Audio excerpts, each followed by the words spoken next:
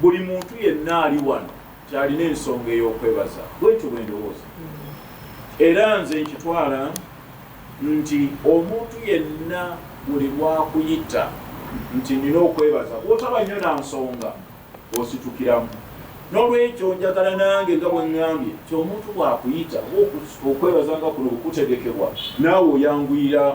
ositukiramu lwaki kubanga naye njagala okwebaza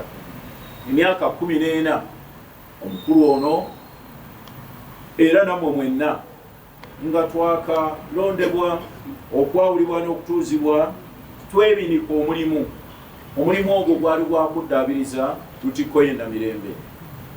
mwali basaale bannange mwebale nnyo mwebalireka era tujjukira okwebaza byonna gye twayitanga nga tubagamba bannange omulimu munene obuzito bw'amaanyi abalala nga bagambye ekkanisa tekwatwako